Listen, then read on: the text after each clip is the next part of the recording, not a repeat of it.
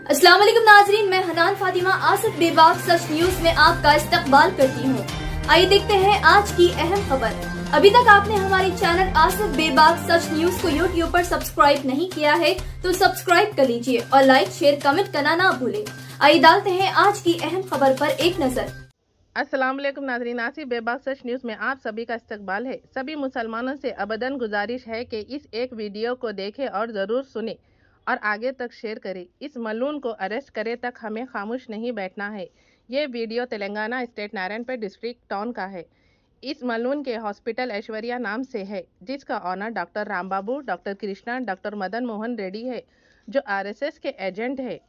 Doctor Narayanpet team ने इस बात को मुसलमानों के खिलाफ बोल रहे हैं। हर जुमे के दिन मस्जिद के इमाम साहब मस्जिद के मेंबर से हिंदुओं को ख़त्म करो बोलते कहते।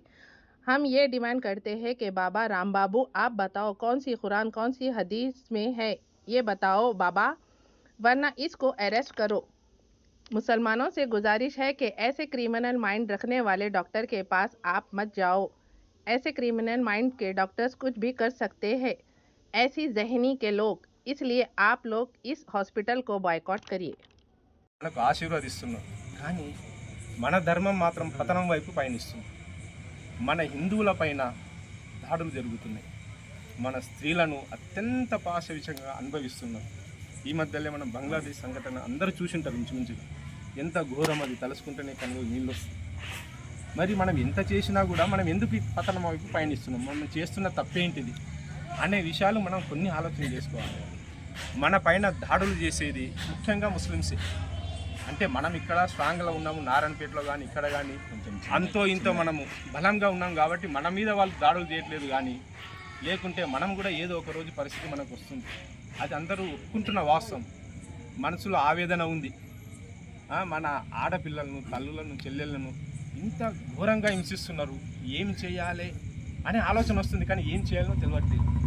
మనకు చెప్పేవాళ్ళు లేరు, ధర్మాన్ని బోధించే వాళ్ళు లేరు, ఈ విధంగా నడవండి అని చెప్పేవాళ్ళు లేరు. మరి మనకి ఎవరు మార్గదర్శనం కావాలి? మేము ఆలోచన చేసేది ఇప్పటి నుండి మనమే ధర్మ ప్రచారకులం కావాలి, మనమే ధర్మాన్ని ముందుకు తీసుకుపోవాలి. ముఖ్యంగా ఏంటిదంటే మహిళలను దీంట్లో ఇన్వాల్వ్ చేయాలి. మన ఇంటి వాళ్ళని, చదువుకున్న వాళ్ళు ఉండొచ్చు, చదువుకోని వాళ్ళు ఉండొచ్చు, వాళ్ళను మనము దీంట్లో ఇప్పుడు ఎన్నో కమిటీలు ఉన్నాయి మనకు. ప్రపంచం మొత్తం, దేశం మొత్తంలో మనకు హిందూ కమిటీలు కానీ, గణేష్ మంటపాలు కానీ, భజన కమిటీలు కానీ చాలా ఉన్నాయి. కానీ మహిళలు ఎందులో ఇన్వాల్వ్ లేరు. మహిళా శక్తిని మనం వంట రూమ్కే పరిమితం చేస్తున్నాం. మనం ఆలోచన చేసి వాళ్ళని కమిటీలలో ఇన్వాల్వ్ చేస్తే, వాళ్ళని ధర్మం వైపు పయనింపజేస్తే మనం సక్సెస్ అవుతామేమో అని ఒకటి ఆలోచన. రెండవది, మైనారిటీలు 20% కంటే తక్కువ ఉన్నా కూడా వాళ్ళు ఎందుకు డామినేట్ చేస్తున్నారు? దానికి రాజకీయ కారణాలు, వాళ్ళ సపోర్ట్ ఉంది. అది వదిలిపెడితే ఒకటి ఐక్యత, రెండవది ఫైనాన్షియల్ బ్యాక్గ్రౌండ్, అంటే ఆర్థికపరమైన సపోర్ట్, వాళ్ళకు డబ్బులు ఇచ్చేది. మూడవది మత ప్రబోధకులు. వాళ్ళ ఐక్యత అంటే ఏంటిది? ఏ సంఘటన జరిగినా అందరూ ఉరికితో వస్తారు, ఏది జరిగినా వస్తారు, మనం పోము. అది ఎందుకు వాళ్ళు వస్తున్నారు, మనం ఎందుకు పోవట్లేదు? ఒక 5 నిమిషాలు మాట్లాడుతున్నాం. తర్వాత ఫైనాన్షియల్ బ్యాక్గ్రౌండ్, వాళ్ళకు దేశ విదేశాల నుండి ఫండ్స్ వస్తున్నాయి, లక్షలు కోట్లు వస్తున్నాయి. వాళ్ళు దేనికి ఉపయోగిస్తారు? జిహాద్, అంటే ముస్లిం రాజ్యం ఏర్పరచాలి. ప్రపంచం మొత్తం, భారతదేశం అనే కాదు, ప్రపంచం మొత్తం ముస్లిమ్స్ రాజ్యం ఏర్పరచాలి. ముస్లిమ్స్ తప్ప ఇంకొకరు ఉండరాదు. అల్లానే దేవుడు, ఇతర దేవుళ్ళని మేము నమ్మము. అల్లాని నమ్మని వాడిని తల నరికేయాలి. అదే టార్గెట్ వాళ్ళది. మసీదులో ఏం చర్చిస్తారు వాళ్ళు? మసీదులు శుక్రవారం రోజు మనం చూస్తాం నారాయణపేటలో కరెక్ట్ 12:30కి షాపులు మూస్తారు. ఒక 10 నిమిషాల్లో మసీదులోకి పోతారు, గంట సేపు చర్చిస్తారు, మళ్ళీ 10 నిమిషాల్లో బయటకు వస్తారు.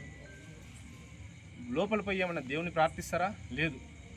అంటే మనం దీపం మారిపోయేటప్పుడు నూనె వేస్తాం, వెలిగిస్తాం.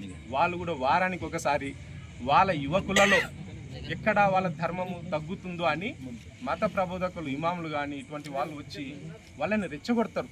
అట్లా చేయాలి, ఇట్లా చేయాలి, మన సంఖ్య తక్కువ ఉంది, చూసుకుందాం, పెరిగినప్పుడు చూసుకుందాం. వాళ్ళు అది తప్ప ఏది చేయరు. ప్రతిరోజు కూడా 5 సార్లు నమాజ్ మనకి వినిపిస్తుంది. నమాజ్ చేయకపోయినా వాళ్ళకి రిమైండ్ చేస్తారు. మనము గాలికి దీపం మారిపోతుంటే చేయి అడ్డం పెట్టినట్లు వాళ్ళకోసారి చెప్తారు, మనం ఇట్లుండాలి, అల్లానే దేవుడు. దాన్ని 12 సార్లు 4-5 సార్లు చదువుతారు. దాని అర్థం అదే, అల్లానే దేవుడు.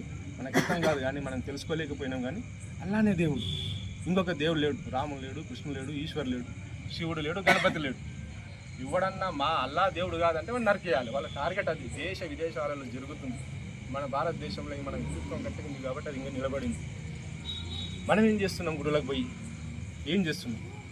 ఎగ్జాంపుల్, తిరుపతికి పోవాలి, ఒకరోజు పోవాలి, ఒక్కరోజు రావాలి, ఒక్కరోజు దర్శనం, 3 రోజుల్లో తిరుపతికి పోయి ఒక్కరమన్నా స్వామి నా ధర్మం నశిస్తుంది, ఏం చేయాలి, మా అక్క చెల్లెళ్ళపైన దాడులు జరుగుతున్నాయి, నాకు మార్గదర్శకం చెయ్యి, మాకు ఒక మార్గాన్ని చూపించు, మాకు ఒక గురువుని చూపించు అని ఎవరన్నా అడుగుతామా? నేను బాగుండాలి, నా కుటుంబం బాగుండాలి. ఎందుకు? మనకు చెప్పేవాళ్ళు లేరు. ఏ గుడికి పోయినా, ఏ పండగలు చేసుకున్నా ఎంత వైభవంగా చేస్తాం. కానీ ఒక్కసారైనా మన గురించి కోరుకుంటామే కానీ మన ధర్మం గురించి కోరం. అంటే వాళ్ళు ఆ టైపులో ఉన్నారు, మనం ఈ టైపులో ఉన్నాం. రెండవది ఫైనాన్షియల్ బ్యాక్గ్రౌండ్. వాళ్ళకు ఎంతో సపోర్ట్ వస్తుంది. ఇప్పుడు ఇక్కడ ముస్లిమ్స్ ఉన్నారా మదన్? లే, ఇక్కడ కాదు.